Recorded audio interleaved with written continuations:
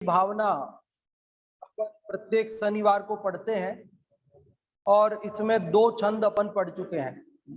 पहले छंद में हमने सच्चे देव का स्वरूप समझा और दूसरे छंद में हमने सच्चे गुरु का स्वरूप समझा। सच्चे देव कैसे होते हैं तो कहा कि जो वीतरागी और सर्वज्ञ होते हैं और हितोपदेशी होते हैं, उनका नाम कुछ भी हो उसमें हमें कोई आपत्ति नहीं। जैन धर्म गुणों का पुजारी है, व्यक्ति का पुजारी नहीं। और दूसरे छंद में हमने सच्चे गुरु का स्वरूप ये समझा कि जो विषयों की आशा से रहित रहते हैं और क्या करते हैं कि निरंतर समता भाव रूपी धन को धारण करते हैं और स्वपर कल्याण में निरंतर लगे रहते हैं और स्वार्थ त्याग की अर्थात निस्वार्थ भाव से यह कार्य करते हैं। ऐसे ज्ञानी साधु हैं, वे जगत के दुख समूह को दूर करने का उपाय बताते हैं। ये सारी चर्चा अपन ने की। ये जो विषयों की आशा से नहीं है, उनके समता भाव रखते, ये बिल्कुल रत्नकण श्रावकाचार में भी गुरु का ऐसा ही स्वरूप बताया। विषयाशा वसाती तो निरारंभो परिग्रह ज्ञान ध्यान तपो रक्तः तपस्वी स प्रशस्यते। ये तपस्वी का गुरु का लक्षण बताया है, वो बिल्कुल सेम ऐसा ही यहाँ पर है। अभी अपन तीसरा छंद पढ़ेंगे। आज अपना तीसरे छंद का क्रम प्राप्त है। देखिए तीसरा छंद, सबके पास पुस्तक है, पेज नंबर 258 है। मेरी भावना यहाँ पर छपी है अपनी जिनेन्द्र अर्चना में। तीसरा छंद मेरे साथ बोले आप सब। रहे सदा सत्संग उन्हीं का, ध्यान उन्हीं का नित्य रहे, उन्हीं जैसी चर्या में यह चित्त सदा अनुरक्त रहे।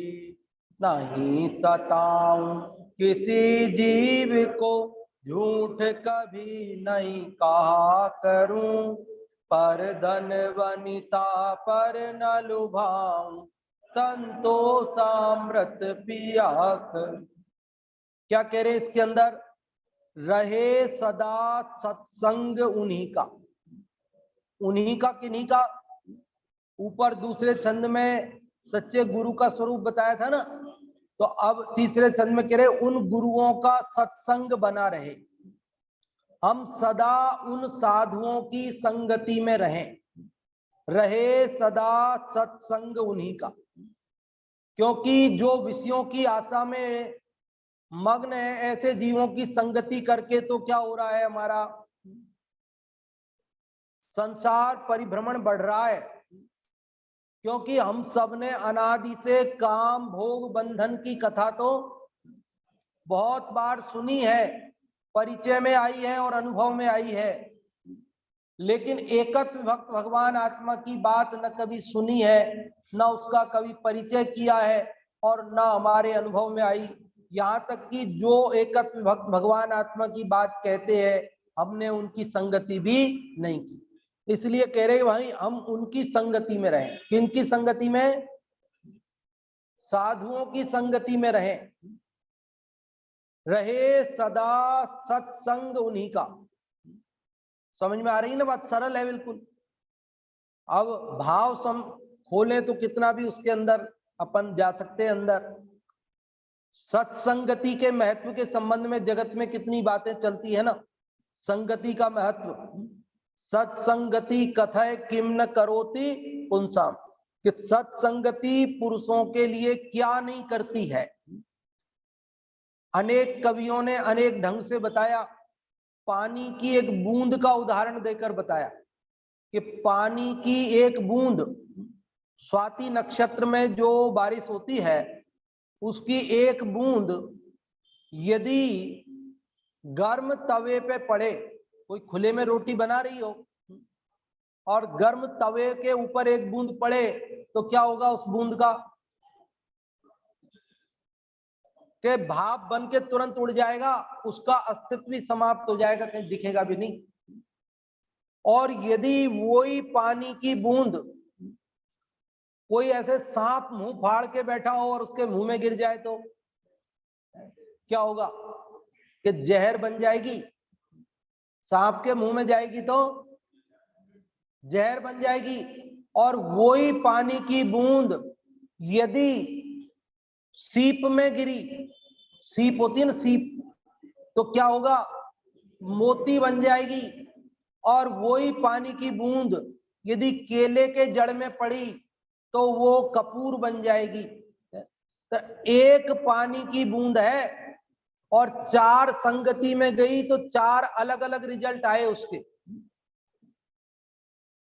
तो बोलो हमें किन की संगति में रहना, सज्जनों की संगति में कि दुर्जनों की संगति में?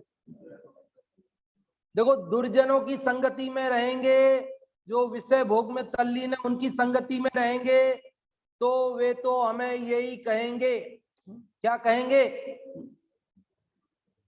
चारवाकों वाली बात कि जब तक जियो सुख से जियो, ऋण करके भी घी पियो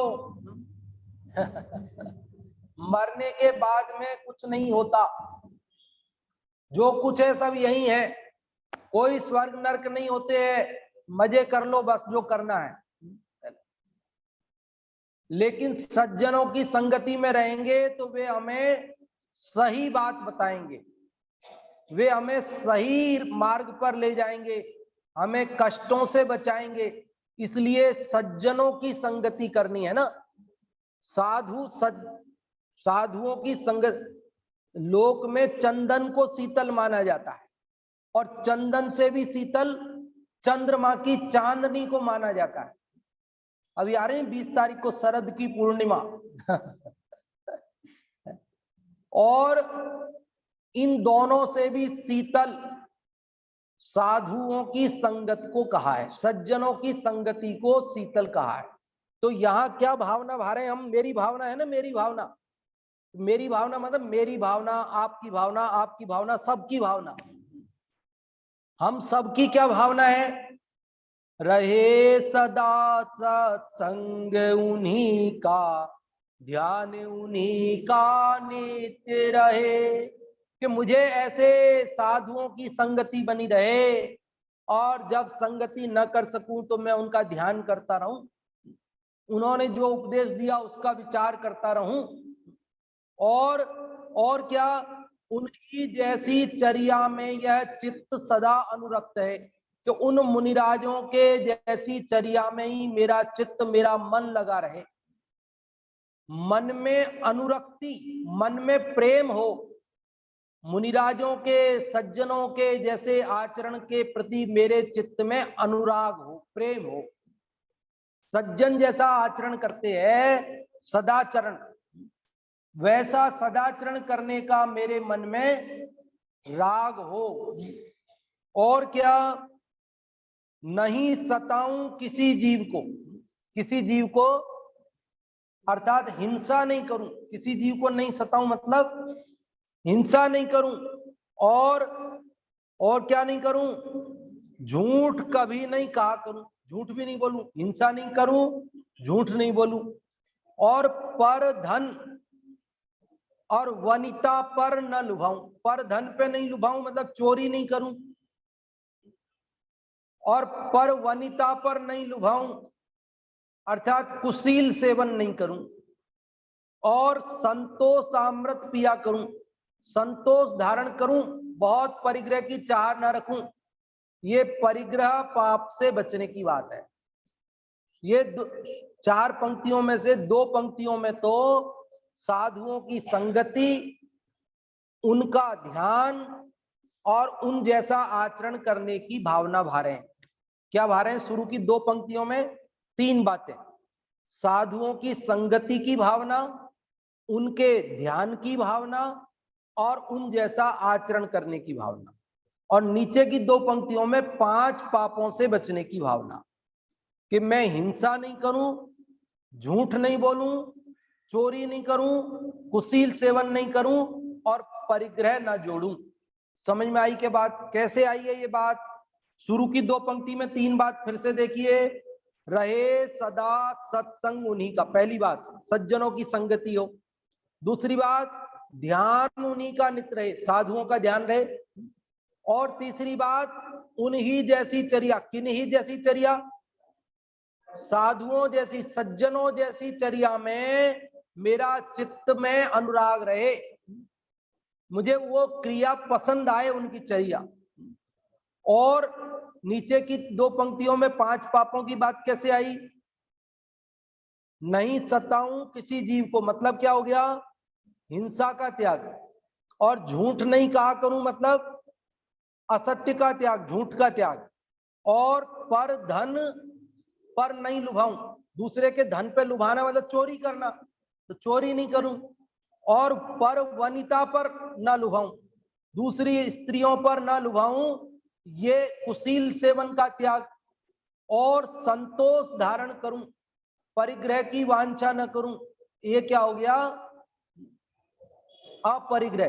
तो इस प्रकार से 5 पापों से बचने की बात। देखो, सज्जनों की संगति, सत्संगति कहते हैं, सत्संगति। सत्संगति वास्तव में क्या है? सत, सत मतलब जिसका कभी नाश नहीं होता। सत, सत, सत किसको कहते हैं? कि जे उत्पाद व्यय द्रव्य युक्तम सत, कि जिसमें उत्पाद तो होता है, व्यय तो होता है, पर ध्रुव रहता है। पर्याय पुरानी नष्ट होती है, नई उत्पन्न होती है, लेकिन वो पूरी तरह कभी नष्ट नहीं होता, उसको कहते सत। तो सत क्या है? कि सत द्रव्य लक्षणम, द्रव्य का लक्षण सत है, सारे द्रव्य सत है। और मैं जीव द्रव्य हूं। कौन हूं मैं? तो मेरा लक्षण भी क्या है? सत। तो सत की संगति करना अगर निश्चय से देखा जाए तो अपने आत्मा की संगति करना। सत्संगति करना मतलब किसकी संगति करना? निश्चय से, परमार्थ से अपने आत्मा की संगति करना, और व्यवहार से जो आत्मा की संगति करते हैं उनकी संगति करना। समझ में आई बात? फिर से बोलता हूं, सत्संगति का मतलब समझ आ रहा है? सत्स्वरूप भगवान आत्मा है ना, उसमें लीन रहना, वो सत्संगति निश्चय से। और जो लीन रहते हैं, ऐसे साधुओं सज्जनों की संगति करना, ऐसे व्यक्तियों की संगति करना, वो क्या है? व्यवहार सत्संगति। तो ये सत्संगति से क्या होता है? तो ये निश्चय सत्संगति से मुक्ति होती है, और व्यवहार सत्संगति से मुक्ति का मार्ग मिलता है। समझ में आई बात? कठिन हो गई शायद बात। बताएंगे कोई आप में से, निश्चय सत्संगति क्या है और व्यवहार सत्संगति क्या है? निश्चय सत्संगति कौन बता रहे हैं?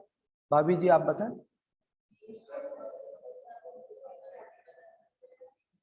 हाँ जी, बहुत अच्छा।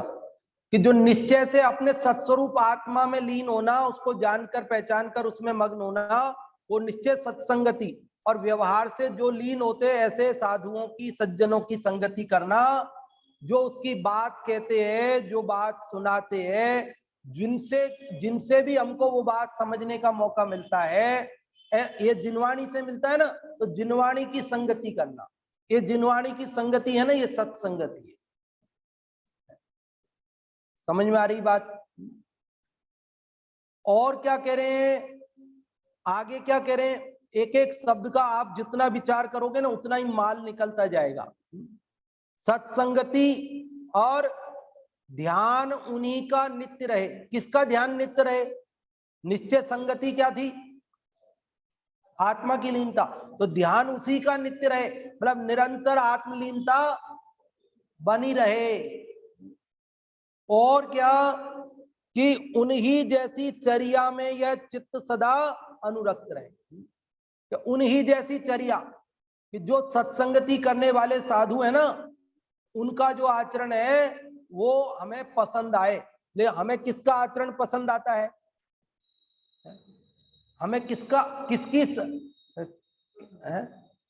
क्या क्या शब्द है? उन्हीं जैसी चर्या में यह चित्त सदा अनुरक्त रहे। तो हमारा चित्त किनकी जैसी चर्या में अनुरक्त रहता है? क्या कह रहे हैं? साधुओं की चर्या में हमारा चित्त अनुरक्त रहता है, या किसी और की चर्या में चित्त अनुरक्त रहता है? बोलो, आज के जीवों का चित्त अनुरक्त रहता है धनाढ्य अमीर लोगों जैसी चर्या में। वो तो फला कार में घूमते हैं, फला होटल में खाते हैं, ऐसे कपड़े पहनते हैं, वहां क्लब में जाते हैं, तो उसको ऐसी चर्या में अनुरक्ति है। भले वैसा कर नहीं पाए, लेकिन वो पसंद आती है वैसी, और वैसे करने की कोशिश करता है, जबकि वह पाप बंधन का कारण है। और ये सज्जनों की चर्या पसंद आना, साधुओं की चर्या पसंद आना, ये मोक्ष मार्ग की प्राप्ति का उपाय है। तो ये बता रहे हैं कि हमें कैसी चर्या पसंद आए। बोलो, कैसी पसंद आनी चाहिए और कैसी आती है? फला वो अभिनेता है, वो ऐसे कपड़े पहनता है, ऐसे बाल रखता है, ऐसे करता है, ऐसे चलता है, ऐसे बोलता है, तो हम भी वैसा करने की कोशिश करते हैं। तो हमें किसकी चर्या पसंद आ रही है? किसकी चर्या पसंद आ रही है? कि जो विषयों की आशा जिनके नहीं है उनकी चर्या पसंद आ रही है, कि जिनको विषयों में जो तल्लीन है उनकी चर्या पसंद आ रही है? देखो, जिसकी पसंद आएगी हम उस जैसे बन जाएंगे। अब हमें जैसा बनना हो वैसा पसंद करो। हमें यदि सज्जन बनना हो तो सज्जनों की चर्या को पसंद करो, और यदि हमें दुर्जन बनना हो तो दुर्जनों की चर्या को पसंद करो। तो क्या क्या भावना है मेरी इसके अंदर? रहे सदा सत्संग उन्हीं का, ध्यान उन्हीं का नित रहे, उन्हीं जैसी चर्या में यह चित्त सदा अनुरक्त रहे। नहीं सताऊं किसी जीव को, झूठ कभी नहीं कहा करूं, पर धन वनिता पर न लुभाऊं, संतोषामृत पिया करूं। पापों से बचा रहूं, ऐसी भावना है। बोलो, सत्संगति का जितना महत्व जगत में बताया गया है ना, उतना शायद और किसी बारे में लिखा भी नहीं होगा। साधुओं की संगति, सत्संगति के बारे में सका एक समय की सत्संगति से भी बहुत सारे पापों से जीव बच जाता है, और कुमार्ग से छूटकर सुमार्ग पर लग जाता है। हमारे यहाँ एक पुण्याश्रव कथा कोश नाम की किताब है, नाम सुना होगा आप लोगों ने। एक शास्त्र जी है, उसका नाम है पुण्याश्रव कथा कोश। उसमें एक कथा आती है। क्या कथा आती है? नंदी मित्र नाम का एक लकड़हारा था। कौन था? नंदी मित्र नाम का। किस नाम का? नंदी मित्र नाम का एक लकड़हारा। लकड़हारा मतलब जो लकड़ियां काटने का काम करता है ना, वो था। तो वो एक आरा मशीन पे लकड़ी की दुकान पे काम करता था। सेठ जी का अच्छा व्यापार चलता था, क्योंकि वो नंदी मित्र बहुत मेहनती था, बहुत अच्छे से लकड़ियां काट काट कर लाता था खूब सारी, और खूब अच्छे से जमा देता था, और बढ़िया से पूरी मेहनत करता था। तो सेठ जी की दुकान बढ़िया चलती थी, लकड़ियों की, लकड़ियों का व्यापार था सेठ जी का। और उस सेठ जी के नौकर था वो नंदी मित्र। सुनना आप, क्या हुआ फिर कि वो सेठ जी उसको क्या देते थे? खाना दे देते थे, खाना खिला देते थे, कभी कपड़ा दे देते थे साल 6 महीने में। पहले यही होती थी तनख्वाह, और कुछ नहीं चाहिए पड़ता था। तो वो ऐसे ही चलता रहा काफी दिन तक। और एक दिन जब वो घर रेस्ट में आया ना खाना खाने, तो सेठानी ने सोचा कि ये नंदी मित्र हमारा बहुत मेहनती है नौकर, और इसकी वजह से ही तो अपनी दुकान बढ़िया चलती है। अपने जो ये कमाई होती है ये इस नंदी मित्र इसी की वजह से होती है, क्योंकि इतनी मेहनत करता है, ये ढंग से दुकान पे काम करता है, तभी तो हम कमा पाते हैं। लेकिन हम भी हैं कि इसको रूखी सूखी रोटी रोज खिला देते हैं। ये क्या बात हुई? हमको इसको किसी दिन बढ़िया खाना भी तो खिलाना चाहिए। तो आज सेठानी ने क्या किया, उसको खीर पूड़ी हलवा बना करके बढ़िया भोजन कराया। अब वो भी बेचारा कभी कभी तो मिले उसको बढ़िया भोजन, तो भूख तो लगी जाती है, सुबह से मेहनत करते हैं तो रेस्ट तक आते आते, तो पेट भर के उसने भी भोजन किया और फिर 5 मिनट रेस्ट करने के लिए लेटा, सो नींद आ गई। अब नींद आ गई तो लेट हो गया, दुकान पे पहुंचा नहीं। सेठ जी आ गए घर पे, बाहर दुकान होती थी, अंदर घर होता था पहले। कहाँ है नंदी मित्र, खाना खाने आया था ना, अभी तक दुकान पे नहीं आया। तो सेठानी ने कहा कि जरा आंख लग गई, थोड़ा रेस्ट कर रहा है, आ जाएगा अभी, उसमें क्या है। अरे ऐसे कैसे सो गया, ये दुकान का टाइम है। अब सेठ जी तो सेठ जी। तो सेठानी ने कहा देखो बहुत मेहनत करता है, थक गया होगा, और आज मैंने जरा खाना भी इसको थोड़ा सा अच्छा सा खिला दिया है, तो थोड़ा पेट भर के खाया तो थोड़ी नींद आ गई, अभी उठ जाएगा, क्या चिंता करते हो, थोड़ी देर में आ जाएगा। कि नहीं नहीं ऐसे कैसे, तूने इसको बिगाड़ दिया, तू इसकी आदतें बिगाड़ देगी। ऐसे नौकर को कोई हलवा पूड़ी खिलाता है, तूने इसकी सब आदतें। वो उनके झगड़ा हो गया सेठ सेठानी में, तो उसकी नींद खुल गई झगड़े में। तो नंदी मित्र बेचारा सीधा सरल आदमी था, और उसको बड़ा दुख हुआ कि अरे मेरी वजह से इनमें झगड़ा हो गया हमारे सेठ सेठानी में, तो नहीं रहना मेरे को, मेरी वजह से झगड़ा होता है यहाँ पे। तो चला गया छोड़ करके, बोले मेरे को यहाँ काम नहीं करना, मैं नहीं करूंगा यहाँ पे। अब चला तो गया, ले अब करे क्या। तो मेहनती था, लकड़ियां काटना तो खूब आती थी, लेकिन बेचना नहीं आती थी, क्योंकि बेचने की कला अलग है, माल लाने की कला अलग है, और बेचने की कला अलग है। हर एक को हर एक कला नहीं होती। अब वो उसने सोचा अब लेकिन करना तो पड़ेगा पेट भरने के लिए कुछ ना कुछ। तो उसने क्या किया कि जंगल से लकड़ियां काट के लाया और सड़क के किनारे फुटपाथ पे जमा दिए लकड़ी के गट्ठर, बेचूंगा मैं ही बेचूंगा, फिर अब क्या करूं, पेट भरना है तो। लेकिन दिन भर हो गया, उसको कोई ग्राहक ही नहीं मिला, कोई बिक्री नहीं हुई उसकी। क्यों? क्योंकि उसको बेचना नहीं आता था ना। उसने बड़े बड़े गट्ठर बना के पटक दिया, अब कौन खरीदे उसको। छोटे छोटे बनाता ढंग से जमा करके, तो लोग ले भी जाते छोटे छोटे खरीद के। अब बड़े बड़े गट्ठर कौन उठाए उनको। तो आखिरकार दिन भर उसकी कोई बिक्री हुई नहीं, भूखा प्यासा बैठा रहा, क्योंकि और तो पैसे तो मिलते ही नहीं थे पहले। अब आज तो भोजन की व्यवस्था कहां से होए। परेशान रहा, उसने सोचा कोई बात नहीं, आज नहीं हुई कल होगी बिक्री। अगले दिन फिर दुकान लगा के बैठा, लेकिन सुबह से कोई ग्राहक तो आया नहीं, लेकिन उधर से एक मुनिराज निकल रहे थे। कौन निकल रहे थे? मुनिराज निकल रहे थे। और मुनिराज जैसे ही निकले तो अनेक श्रावकगण उनको आहार दान करने के लिए उनके आगे पीछे नवधा भक्ति पूर्वक। तो उसने सोचा कि देखता हूं क्या क्या हो क्या रहा है ये। वो भी चला गया देखने के लिए, चला गया। तो वहां श्रावकों ने जहां मुनिराज को आहार दिया, तो उन्होंने सोचा ये भी मुनिराज के साथ में कोई ब्रह्मचारी वगैरह दिखता है साथ में, तो उसको भी भोजन बाद में करा दिया कि आप भी भोजन कर लो। हाँ हाँ कर लेंगे, भोजन कर लिया उसने। तो उसने सोचा ये बढ़िया काम। ये लकड़ियां काटोन बेचोन ये झंझट बेकार है, अपने तो ये मुनिराज के साथ ही रहो, तो ये जहां जहां जाएंगे तो इनके साथ अपने को तो भोजन मिल जाएगा, अपनी व्यवस्था तो हो गई सही। तो वो मुनिराज के पीछे पीछे चल दिया, आहार हो गया मुनिराज का, उसका भी भोजन हो गया। मुनिराज तो ध्यान में जाकर बैठ गए जंगल में, तो वो भी जाके ध्यान में बैठ गया। उसने सोचा क्या दिक्कत है, बैठना ही तो है, कोई पत्थर थोड़ी तोड़ना है, आराम से बैठे मुनिराज, मैं भी आराम से बैठा हूं, उसमें क्या है। बैठा रहा। अब अगले दिन सुबह हो गई, 10 बज गए। अब वो मुनिराज की तरफ देखे, अब 11 बज गई, मुनिराज तो उठे ही नहीं।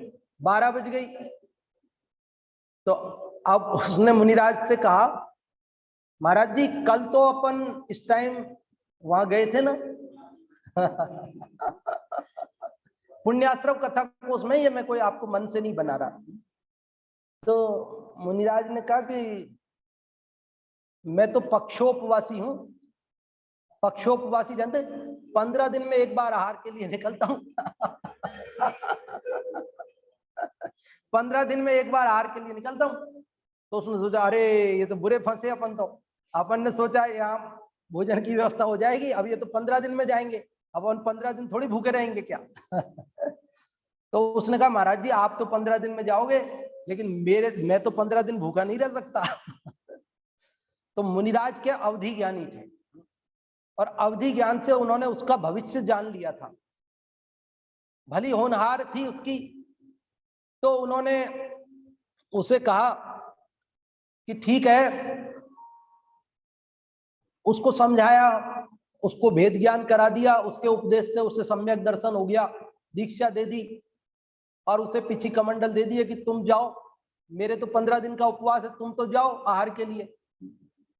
अब वो 12 बजे गया ना आहार के लिए, तो वहां तो सब, वो तो टाइम थोड़ी आहार का, सब श्रावक भोजन कर चुके थे, सब चौका धुल चुका था। तो अब कौन पड़ गए और कौन आहार देवे? तो आहार मिला ही नहीं, तो भूखे ही वापस आना पड़ा। तो वो आया कि महाराज जी कल तो आप गए जब तो बहुत लोगों ने आहार के लिए किया, अब मैं गया तो मेरे को तो किसी ने दिया नहीं, मैं तो भूखा ही रह गया। तो मुनिराज ने कहा कि चिंता मत करो, आज क्या है, दरअसल लेट हो गए ना, तुम जाने में 12-1 बज गई, अब वो श्रावकों का आहार का टाइम निकल गया, अब नहीं मिल सकता, तुम चिंता मत करो, कल जाना, टाइम से जाना, कल 10 बजे जाना तो तुमको मिल जाएगा। अब वो अगले दिन गया, 10 बजे टाइम पे गया, तो टाइम पे गया तो सब श्रावक तैयार खड़े थे, और खूब आहार देने के लिए बड़े बड़े धनाढ्य लोग उसको तैयार आहार देने के लिए। लेकिन उसको ग्लानि हुई अंदर से, अरे आज मैं जिन मुनिराज के उपदेश से यहां तक पहुंचा, वे तो उपवास कर रहे हैं और मैं नालायक यहां आहार करने आ गया। मतलब उसको अपने ऊपर ग्लानि हुई, नहीं मैं आहार नहीं करूंगा, मैं भी उपवास करूंगा, मेरे गुरु उपवास कर रहे हैं और मैं आहार करूं, ये कैसे हो सकता है? आहार देने वाले तैयार खड़े थे, लेकिन आहार नहीं लिया, उपवास का मन बनाकर वापस लौट आए। अब यहां मुनिराज बोले आज तो हुआ आहार, कि महाराज आज तो दे रहे थे लेकिन आज मैं उपवास कर लिया मैंने, जब मेरे गुरु ने उपवास कर रखा है मैं कैसे आहार कर सकता हूं? ठीक है तेरी मर्जी, हम क्या करें। अगले दिन सुबह ही मुनिराज बोले उसको, देख भाई तेरी आयु अब अंतर मुहूर्त बची है। अवधि ज्ञान से जान लिया था उन्होंने, अंतर मुहूर्त आयु बची उसकी, अंतर मुहूर्त आयु बची है, अंतर मुहूर्त में प्राण पखेरु उड़ जाएंगे तुम्हारे। अच्छा महाराज 48 मिनट में मेरी आयु पूरी हो जाएगी, इतनी सी आयु बची है? हाँ। तो मैं तो आपकी शरण में आया, अब आप ही बताओ क्या करूं क्या नहीं करूं। तो उनका समाधि धारण करो, समता भाव पूर्वक देह का त्याग करो, तुमने ये बात समझी है, भेद ज्ञान किया है, सम्यक दर्शन किया है, तो इस देह को समता भाव पूर्वक त्याग करो। इस भाव में साधना पूरी नहीं हुई तो नहीं हुई, अगले भाव में होगी। अभी तुम समता भाव से समाधि से मरण करो। और उसके उपदेश से उसने समता भाव धारण करके समाधि पूर्वक मरण किया, और मर के वह कौन बना? सम्राट चंद्रगुप्त मौर्य बना। कौन बना वो? ये सच्ची घटना है। सम्राट चंद्रगुप्त मौर्य बना, भद्रबाहु का शिष्य, और उनके नाम पे ही श्रवण बेलगोला में वो चंद्रगिरी पर्वत है। ये चंद्रगुप्त मौर्य के पूर्व जन्म की सच्ची घटना है, जो पुण्याश्रव कथा कोश में जैन शास्त्र में संकलित है। आप देखो कि ये मुनिराज आचार्य भगवंत सर्वज्ञ के ज्ञान के अनुसार लिखते हैं, एक एक शब्द दिव्य ध्वनि में आई हुई बात है, उस बात को उन्होंने लिखा है। तो आप ये समझो कि किस प्रकार से वो तो लकड़हारा था, कुछ समझता नहीं था, लेकिन उसने मुनिराज की संगति की तो क्या हुआ, मतलब आगे बढ़ गया ना, उसको मार्ग मिल गया। तो सज्जनों की संगति से सदमार्ग मिल जाया करते हैं, तो हमें क्या करना?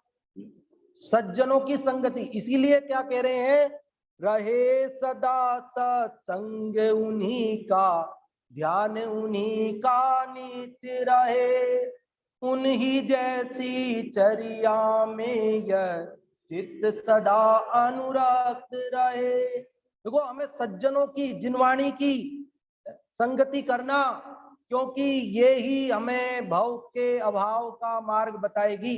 बाकी तो जगत के जीवों की संगति करेंगे तो हमें वे संसार में फंसाएंगे। जगत के कोई आपको ये कहने वाला नहीं मिलेगा कि संतोष धारण करो, सब ये कहेंगे महत्वाकांक्षी बनो, महत्वाकांक्षी। दो दो दो चीज का व्यापार क्या करते हो, और कर लो, दो चीज का, चार चीज का करो ना, इसमें भी कमाओ, उसमें भी कमाओ, ये भी करो, वो भी करो। लेकिन ये जिनवाणी माता ही आपको ये कहेगी कि भैया संतोष धारण करो, पेट भरने की व्यवस्था हो गई तो अब धर्म ध्यान करो, ज्यादा इसमें उलझो मत। तो ये हमें सही बात, सही मार्ग पर बताने वाले, लगाने वाले ये है। आप और हम बहुत भाग्यशाली हैं। सिनेमा हॉल में जाते हो ना तो आपको टिकट देना पड़ता है, टिकट नहीं देना पड़ता, ये कन्हैया लाल जी साहब मना कर रहे क्यों फ्री में देखने देता कोई पिक्चर? पिक्चर देखने जाओ पिक्चर हॉल में तो टिकट लेना पड़ता है। अब मुझे पता नहीं कितने का आता होगा आजकल, 250-300 रुपए का आता है। और यहाँ अपन ये स्वाध्याय सुनने आए तो यहाँ टिकट लगा कि नहीं लगा? अरे लगा भाई टिकट, मुफ्त में नहीं आ सकते यहाँ पे, यहाँ टिकट लगा है अपना। कौन सा टिकट लगा है हमको पता नहीं भाई साहब, मनोहर जी भाई साहब, 250-300 नहीं, हमने न जाने कितने पुण्य किए हैं, उनका टिकट लगाए तब जाके यहाँ सुनने मिला अपने को। ये जो जिनवाणी की एक एक शब्द जो अपने को कान में पड़ रहे हैं ना, ये मुफ्त में नहीं मिल रहे हैं, बहुत बड़ी कीमत चुका के आए अपन, बहुत पुण्य किए हमने तब जाके ये सुनने मिला है अपने को। और बहुत पुण्य से हम आज यहाँ तक आ बैठे, आज यहाँ आकर बैठकर अपन सुन रहे हैं ना, एक कम भाग्य मत समझना। हम में से कितने ही भाई पहली लहर में चले गए, कितने ही भाई दूसरी लहर में चले गए। हम उन दोनों लहरों से बचकर आज यहाँ आकर बैठकर सुन रहे हैं ना, तो एक कोई हम कम भाग्यशाली नहीं है। और अभी अपन जितना लाभ लेना हो ले ले में, नहीं तो फिर तीसरी लहर आ जाएगी ना, फिर पता नहीं चलेगा हमारा कि हम रहेंगे कि नहीं रहेंगे, ये कौन बता सकता है बताओ? या तो सर्वज्ञ जानते हैं।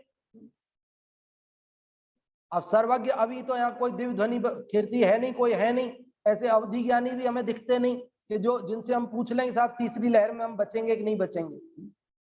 तो दो लहरों से बचकर के हम आए ना, तो ये अपने को जितना लाभ लेना है ना ले लेना, क्योंकि बाद में फिर लाभ लेने का अवसर मिलेगा या नहीं मिलेगा क्या कह सकते बताओ। तो इसलिए हमें सत्संगति करना, एक एक शब्द भी कान में पड़ता है ना, वो अपने को भव के अभाव की ओर ले जाता है। और जगत के जीवों के जो शब्द है ना, वो तो हमें संसार की कीचड़ में फंसाने वाले हैं। वो तो कहेंगे तुम ये गाड़ी बेच दो ना, अभी दूसरी ले आओ। क्या पंडित जी आप 4 साल से वही गाड़ी चला रहे, ये छोटी गाड़ी से क्या होता है, बड़ी गाड़ी लाओ, और पैसे नहीं हो तो थोड़ा लोन ले लो, और कुछ चुकाने की चिंता मत करना, ये बैंक वाले तगादा करे तो दूसरे बैंक वाले तैयार बैठे लोन देने के लिए, तो स्विच ओवर करते क्या करते, वहां से ले लो और यहाँ दे दो, और जब वो तगादा करे तो किसी दूसरे से ले लेना, निकल जाएगी जिंदगी कितनी सी है। तीसरी लहर में चले जाएंगे ना, फिर क्या है, फिर चुकाना थोड़ी पड़ेगा क्या, वो तो इंश्योरेंस होता है, मरने के बाद चुकाना ही नहीं पड़ता है, खत्म बात।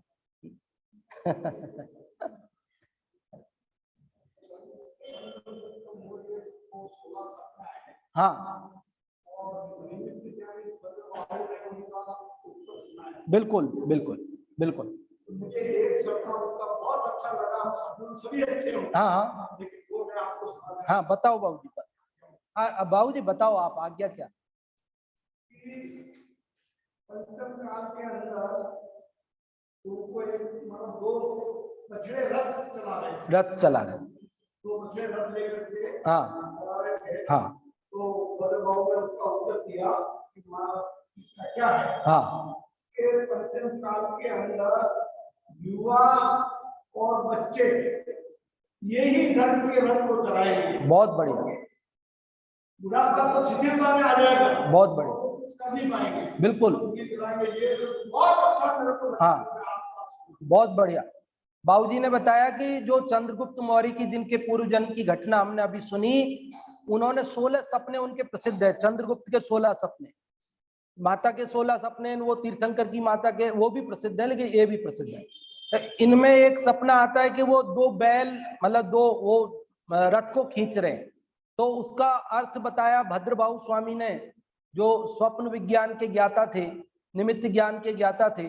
उन्होंने बताया कि भाई पंचम काल में युवा और बच्चे ही धर्म के रथ को आगे बढ़ाएंगे, क्योंकि बुढ़ापे में तो शिथिलता आ जाएगी, शरीर कमजोर होंगे इस पंचम काल में जीवों के। तो आज वास्तव में हम देख भी रहे हैं कि हमारे युवा और बच्चे इस धर्म की धुरा को आगे बढ़ा रहे हैं, और हमको इसी, क्योंकि ये बच्चे ही वृद्धावस्था में, ये बच्चे ही अपने को समाधि कराने वाले। बोलो, बच्चों को ये बात बताना और युवाओं को बताना ये बहुत जरूरी है, क्योंकि ये बात अगर उनको नहीं बताई जाएगी तो वृद्धावस्था में हमारी समाधि हमको संलेखना कौन कराएगा? उनको कुछ आएगा नहीं तो वो क्या सुनाएंगे हमको?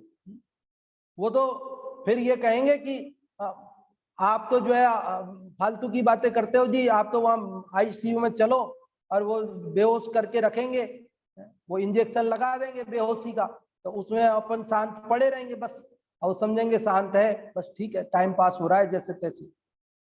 लेकिन अपने को सचेत रखना, भले दर्द है, भले अब चिल्लाहट हो रही है और वो किसी से सुनी नहीं जा रही है, लेकिन उसे सुनते हुए, सहन करते हुए, और वे हमें सुनाएंगे, जागरूक रखेंगे। ये बात तभी संभव है जब वे इस बात को समझेंगे। नहीं तो वे कहेंगे कि अरे ये तो जो है रोते हैं साहब, ये तो अब क्यों दर्द होता है ना, तकलीफ होती है तो पीड़ा होती है तो नहीं सहन होती है तो क्या करें? तो के बेहोशी का इंजेक्शन लगा दो साहब, नींद का इंजेक्शन लगा दो, तो नींद का इंजेक्शन लगा दो तो क्या रोना धोना बंद? लेकिन अब अचेतन जैसा हो जाता है, मुर्दा जैसा जीव पड़ा रहता है, तो न विवेक रहता है, न विवेक कोई जागृत करने वाला मिलता है। तो इसलिए बच्चों को, युवाओं को अपने को ये बात समझाना बहुत जरूरी है, तभी जाकर के वे हमको अंतिम समय अपना समाधि मरण करा सकते हैं।